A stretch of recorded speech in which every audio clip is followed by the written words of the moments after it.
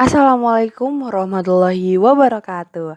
Halo are-are, gimana nih kabarnya? Semoga sehat selalu ya. Apalagi di dalam masa pandemi seperti ini, protokol kesehatan dan kesehatanmu juga harus dijaga.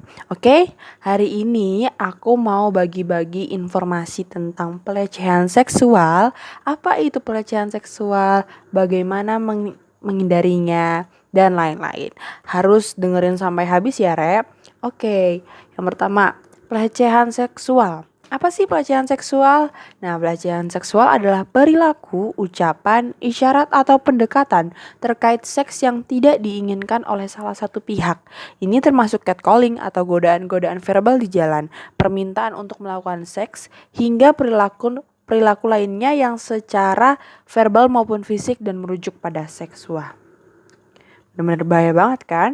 Nah, data Komnas Perempuan 2018 mengungkapkan kasus kekerasan terhadap perempuan di Indonesia atau pelecehan seksual di Indonesia meningkat 14% dibanding tahun sebelumnya. Ini terjadi baik di ranah personal maupun publik.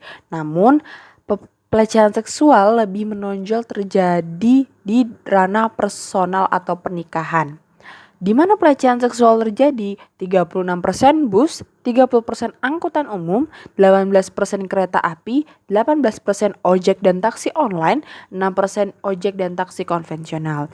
Bentuk kekerasan seksual itu apa aja sih, Kak? Nah, bentuk kekerasan seksualnya sendiri tuh banyak banget atau bentuk pelecehan seksual ya. Aku bakal sebutin yang inti-inti aja nih. Ada perkosaan, ada kawin paksa, ada pemaksaan aborsi, ada kontrol seksual, ada eksploitasi. Siapa aktor dari kekerasan seksual? Teman, tetangga, orang tak dikenal, kerabat, guru, tokoh yang dituakan, pengawas, atasan. Itu adalah korban-korban dari pelecehan seksual. Nah, mulai dari dini orang tua udah harus diajarkan nih, atau orang tua sudah harus mengajarkan kepada anak-anaknya bentuk-bentuk menghindari dari pelecehan seksual sendiri. Yang pertama, bagian tubuh pribadimu tidak boleh dilihat dan disentuh sembarang orang. Nah, apa aja? Ada mulut, dada, kemaluan, bagian di bawah dan sekitar paha. Nah, orang tuh nggak boleh ngeliat ataupun memegang orang asing ya.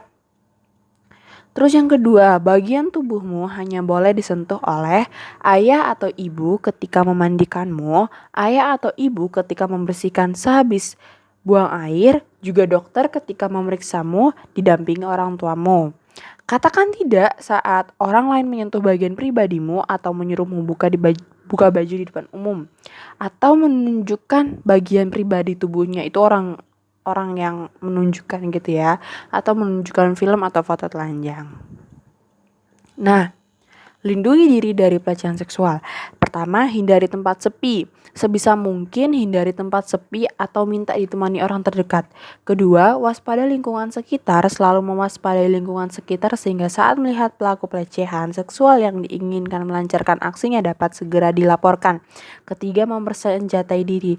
Ya, walaupun karate itu sebenarnya itu sih, karate ataupun pencak silat itu tuh juga buat diri sendiri gitu loh, buat pertahanan diri. Itu juga penting buat kita ya.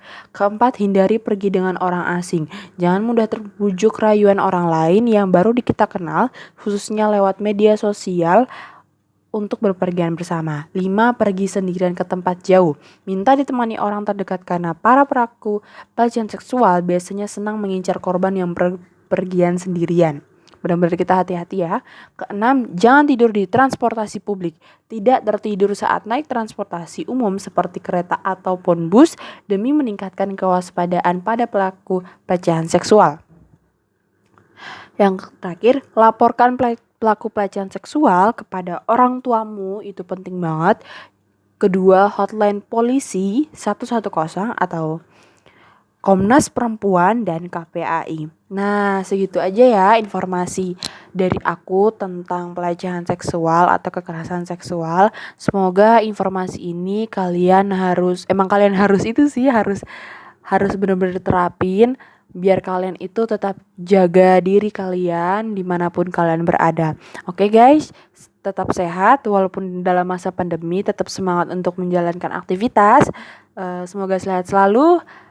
Terima kasih. Wassalamualaikum warahmatullahi wabarakatuh.